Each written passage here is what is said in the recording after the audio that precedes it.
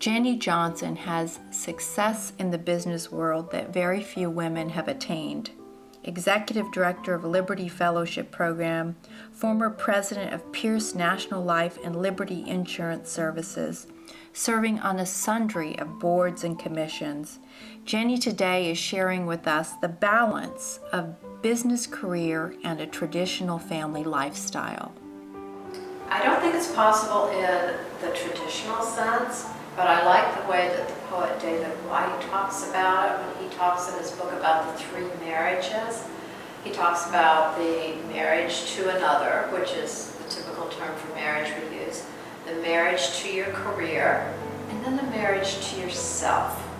And I think what we use that reading actually in Liberty Fellowship now with great success, because what our fellows discover is that they're really good at the marriage to the career.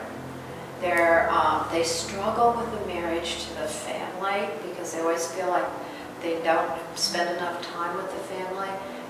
But the part of their lives that is the most left out is the marriage to the self.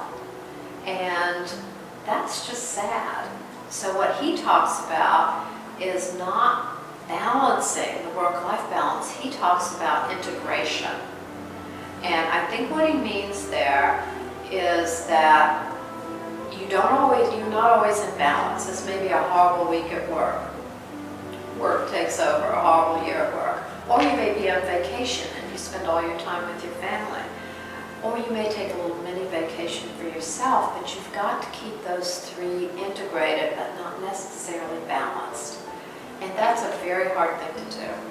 Do you think that that's something that happens with maturity or enlightenment, or both? I think that, I'll go back to a quote, I think it's Abraham Lincoln, people are just about as happy as they make their minds up to be. I think you're about as integrated as you decide you're going to be. You have to work at it. It's not something that naturally happens because we all get distracted by the current thing.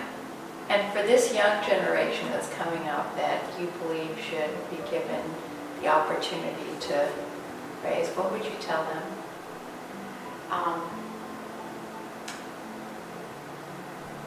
Don't ever give up. I think resiliency is one of the most important characteristics people can have because nobody gets it their way all the time. Set high expectations for yourself because you're more likely to do better than you would have had you set low expectations and met them. And take care of others because what goes around comes around.